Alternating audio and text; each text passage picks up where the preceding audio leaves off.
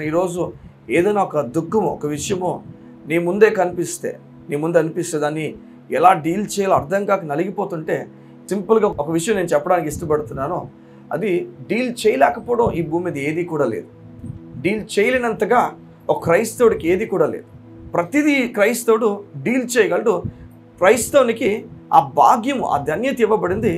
అది విశ్వాసం మూలంగా నమ్ముతున్న దేవుని వాక్యం ద్వారానే. అందుకే పౌలు రాస్తూ ప్రతిసారి చెప్తాడు భక్తులకు, లేకపోతే ఆ దేవుని మందిరాలకు రాస్తూ ఒక మాట చెప్తాడు, మీ విశ్వాసముతో కూడిన ఆనందం. అంటే ఈ విశ్వాసం ఏం చేస్తుందంటే ఆనందాన్ని, ఓర్పును, నెమ్మదిని ఇవన్నీ మీకు తీసుకొస్తుంది. మిమ్మల్ని నేను విశ్వాసంలోగా నడిపించగలిగితే చాలు అని చెప్పి ప్రతిసారి రాస్తాడు. నువ్వు ఏ విషయాలు అయితే ఎదుర్కొంటున్న ఆ విషయాల్లో దిగులు కలుగుతుందో, ఆ విషయాల్లో నీకు నెమ్మది పోయిందో, ఏ విషయం అయితే నీకు కంగారు తీసుకొస్తుందో వాటన్నిటిలో నువ్వు మరలా దేవుని వాక్యం నమ్మడం ప్రారంభించాలి. మరలా దేవుని వాక్యమును తీసుకోవాలి. అది జరుగుతున్న విషయం జరుగుతుంటుంది. అందుకే బైబిల్ చెప్తుంది, గొప్ప తుఫాన్ వచ్చినప్పుడు, గొప్ప తుఫాన్ కలిగినప్పుడు ఆ తుఫాన్ మధ్యలో యేసయ్య ఆ తుఫాన్ నిర్మలపరిచాడు. అంతా బాగానే ఉంది. ఆ తుఫాన్ని నేల కూల్చేసి అంతా బాగుంది. కానీ వీరికి చెప్పిన ఒకానొక మాట, అల్ప విశ్వాసులారా. ఎందుకు నా మాట చెప్పాలి? నేను ఎంత బలవంతున్నో మీరు చూశారు కదా, నేను ఎంత బలంగా చేశాను కార్యం చూశారు కదా, దీంతో సరిపెట్టుకోండి, ఇది నమ్మండి అని చెప్పి ఓ మాట చెప్తే బాగున్నాం. కానీ ఆయన అది చెప్పట్లేదు, దాంతో సరిపెట్టట్లేదు. కానీ ఆయన ఇంకొంచెం ముందు చెప్తున్నాడు, మీరు నేను చేసినా చేయకపోయినా నమ్మండి, మీ కొరకు నేను బలంగా నిలబడే దేవుడిని. అంటే దేవుడు ఎలా కోరుతున్నాడంటే ఒక కార్యం జరిగిన తర్వాత చూసి నమ్మని కోరట్లే, కానీ కార్యం జరగక మునిపే ఈయన చెప్పాడంటే నెరవేరుస్తాడు. ఈ నాతో ఉన్నాడు, నెరవేరుస్తాడు ఖచ్చితంగా. ఇటువంటి విశ్వాసంలోకి దేవుడు మనల్ని పిలుస్తున్నాడు. ఎలాంటి విశ్వాసంలో కంటే ఆయన పరలోక రాజ్యం నాకు ఇస్తాడా లేదా ఈ విశ్వాసంలో కదట. ఎలాంటి నిరీక్షలో పిలుస్తున్నా అంటే ఖచ్చితంగా నా కొరకు పరలోక రాజ్యము ఉంచబడింది, నా కొరకు దేవుడు గొప్ప కార్యాలు దాచి ఉంచాడు. ఇలాంటి ఒక నమ్మకంలోకి దేవుడు పిలుస్తున్నాడు. ఒక సందర్భం ఏర్పడింది, అది మనకు అర్థం కావట్లేదు.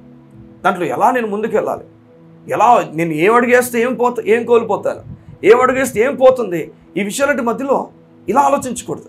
నేను అడిగేస్తున్నాను, నీ మీద ఆధారపడి అడిగేస్తున్నాను యేసయ్య. అయితే నేను కోల్పోయినా మరలా తిరిగి ఇవ్వగల దేవుడు నువ్వు. చూడండి, విశ్వాసం ఏం చేస్తుందంటే మెట్టు పైకెక్కినప్పుడు భయాన్ని కలిగినప్పటికీ ఆ భయంలో ధైర్యం నేర్పిస్తుంది. విశ్వాసం చెప్తుంది, ఏం పర్లే, దేవుడు నీకున్నాడు, ధైర్యంగా అడుగువే. అమ్మ నేను ఇందులో ఇలా చేస్తున్నాను, ఈ విషయం నేను కోల్పోతానేమో, నేను వారికి డబ్బు ఇస్తున్నాను కోల్పోతానేమో. విశ్వాసం చెప్తుందంటే నువ్వు కోల్పోవు, నేను ఆశీర్వదిస్తాను. దేవుడు ఎప్పుడు కూడా ఒక పని జరుగుతున్నప్పుడు ఆ పనిలో నెమ్మదిని లోపల నింపుతాడు. లోపల అహంకారం నింపుడుగా నెమ్మది నింపుతాడు. ఆ నెమ్మది లేదంటే నీకేం పర్లేదు, నేను నీకు తోడున్నాను, నువ్వు ముందుకు అడుగులు వేయి.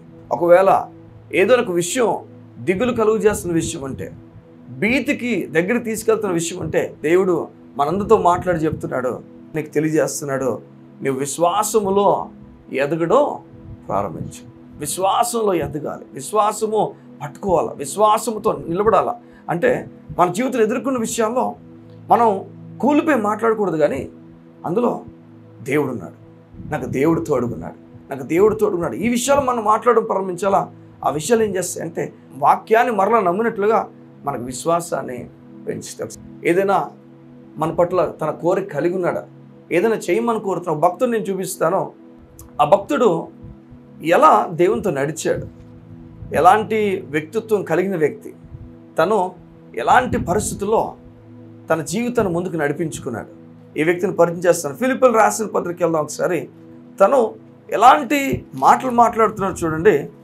ఈ భక్తుడు, ఈ దైవజనుడు ఏ మాటలతో ఫిలిప్పీ సంఘాన్ని ప్రోత్సహిస్తూ ఫిలిప్పీ సంఘాన్ని దేవుని వైపు నడిపిస్తున్నాడు చూడండి. ఫిలిప్పీయులకు రాసిన పత్రిక 3వ అధ్యాయము 3వ వచనం చదువుతున్న జాగ్రత్త వినండి. చూడండి ఎలా మాట్లాడుతున్నారు గమనించండి. ఎందుకనగా శరీరమును ఆస్పాదం చేసుకొనక దేవుని యొక్క ఆత్మ వలన ఆరాధించుచు క్రీస్తు యేసునందు అతిశయపడుచున్న మనమే సున్నతి ఆచరించేవారు కావాలి అంటే నేను శరీరంను ఆస్పాదం చేసుకొని వచ్చును. మరి ఎవడైనా శరీరంను ఆస్పాదం చేసుకున్న దలచినట్లా నేను మరి ఎక్కువగా చేసుకొని వచ్చును. 8వ దినాన సున్నతి పొందితిని, ఇజ్రాయేలు వంశపు వాడినై బెన్యామీను గోత్రంలో పుట్టి హెబ్రీయుల సంతానమై హెబ్రీయుడనై ధర్మశాస్త్ర విషయము పరిసయుడనై ఆసక్తి విషయము సంఘమును హింసించువాడనై ధర్మశాస్త్రం వలన వాళ్ళ నీతి విషయము అనింద్యుడనై ఉంటుంది. అయినను ఏవేవి నాకు లాభకరమై ఉండెనో, తరచు నేను చెప్పాడో, క్రీస్తు నిమిత్తము నష్టముగా ఎంచుకొంటిని. ఏవేవి నాకు లాభకరమై ఉన్నాయో, ఏవేవి లాభకరం ఉన్నాయట, ఏమేమి చూడండి రాస్తున్నాడు. ఏమనంటే 8వ దినాన్న, అంటే సున్నతి చేయబడ్డని చెప్తున్నప్పుడు, సున్నతి ఒక వ్యక్తి చేయబడితే ఇజ్రాయెల్లో ఆ వ్యక్తి ఎలాంటి వాడు, లేకపోతే ఏ వ్యక్తి అయినా సున్నతి చేయబడితే ఆ వ్యక్తి ప్రత్యేకించబడిన వాడు, దేవునితో నిబంధన కలిగిన వ్యక్తి. ఈ వ్యక్తిని పక్కకు తీయాల్సిందే. ఎలా అంటే ఈరోజు గవర్నమెంట్ ఆఫీసర్స్ లేకపోతే గవర్నమెంట్ ఉద్యోగస్తుని మనం ఎలా అయితే పక్కకు తీసేస్తామో, వారు వీడు స్పెషల్ అన్నట్లుగా అలా సున్నతి వాళ్ళని పక్కకు తీస్తారు. వీరు ప్రత్యేకం. ఇజ్రాయెల్ అందుకే ప్రత్యేకించబడింది. కారణం ఇజ్రాయెల్ దేవునితో నిబంధన కలిగింది. వీరు ఎలా మాట్లాడతారంటే, నువ్వెవడు వరా, నువ్వు, నీకు దేవునికి సంబంధం లేదు, మాకు దేవునికి సంబంధం ఉంది. చూడండి ఎలా అంటే, దేవుడు మానవుని చేసిన తర్వాత, మానవులందరూ తప్పు వెళ్ళిపోయిన తర్వాత ఒక్కని తీసుకున్నాడు. అప్పుడు అబ్రహాం అయితే వాడి ద్వారా పుట్టే వాళ్ళందరూ కూడా ఈ సున్నతి చేసుకున్న వాళ్ళందరూ కూడా. ఇప్పుడు ఏమైందంటే ఆ కుటుంబం మాత్రం ఏం ఫీల్ అవుతుందంటే, అందరి దేవుడు పక్కకు తోసేసాడు, మా కుటుంబాన్ని మాత్రమే పిలిచాడు దేవుడు, మేము సున్నతి చేయబడిన వారు 8వ దినాన. అంటే ఏం చెప్తున్నాడు, 8th డే, నేను పుట్టిన 8వ రోజుకే నాకు నిబంధన వచ్చేసింది, నేను దేవునితో కలిసిపోయిన వాడిని, దేవునికి దగ్గర ఉన్నవాడిని. ఈ విషయాలు నేను చెప్తున్నాడు. చూడండి, శరీరంలో అతిశయపడొచ్చట. అంటే చాలామంది రోజు బయట అతిశయపడుతున్నారు ఉన్నారు.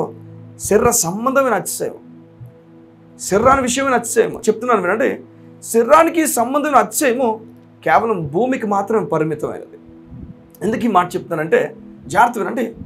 ఎప్పుడైతే ఈ శరీరం సంబంధించిన విషయం జరుగుతుందో అది శరీరపు వ్యక్తులు మాత్రమే చూసి ప్రశంసించగలరు. కానీ ఏ రోజైతే ఈ శరీరం అంతరించిపోతుందో, జాగ్రత్త వినండి, ఆ తర్వాత ప్రారంభమయ్యేది ఆత్మ. శరీరానికి చావు ఉంటుందేమో కానీ ఆత్మకి ఏముండదు చెప్పండి.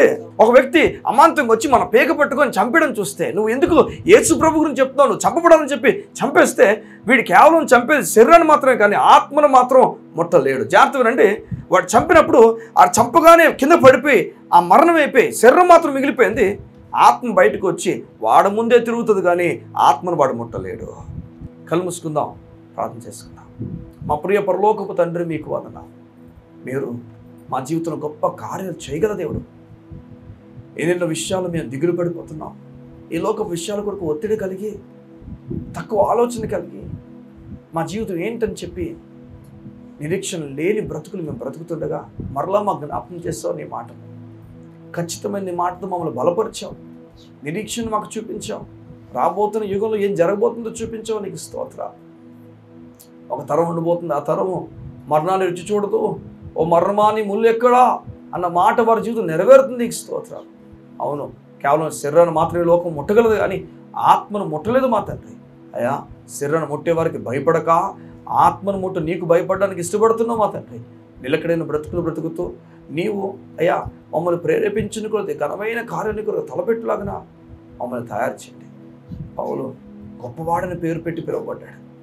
గొప్పవాడని తన దేశంలో గొప్ప పేరుని సంపాదించుకున్నవాడు, అంత గొప్పగా ప్రశంసింపడినవాడు సమస్తము నష్టంగా ఏం చేసుకున్నాడయ్యా. నీ నామం గణపరచబడాలని, నీవు పైకెత్తబడాలని, నీ పేరు ఉన్నతంగా దీవించబడాలని, నీ కొరకు ఎంత నష్టాన్ని ఎంచుకోవడానికి ఇష్టపడ్డాడు. నీ నీతిని తన జీవితంలో కలిగి ఉండాలని కోరాడు. మేము సమస్తము నష్టంగా ఎంచుకొనిచున్నాము. నీకు బలమైన కార్యాలు మా జీవితం జరగాలని మేము కోరిక కలిగి ఉన్నాం. నీ కృపచేత నీ ప్రజలను నడిపించమని, ఆస్వాదించమని, వారి హృదయంలో ఎటువంటి దిగులు లేకుండా నీ కార్యాలు వారు చూచినట్లుగా సహాయపరిచి, కోపతాపాలను విడిచిపెట్టి, వారి క్రోధాలను, కోపాలను, అయిష్టము, ఈ లోకంలో వారి పట్ల జనాలు ప్రవర్తించిన తీరును నష్టముగా ఎంచుకొని నీపైన ఆధారపడి, నీపైన ఆనుకొని ముందుకెళ్ళి వారికి వారు చేసి నడిపించమని యేసు పరిశుద్ధ నామమున మనం ప్రార్థించి అడిగి వేడుకున్న మా ప్రియ పరలోకపు తండ్రి. ఆమేన్, ఆమేన్, ఆమేన్.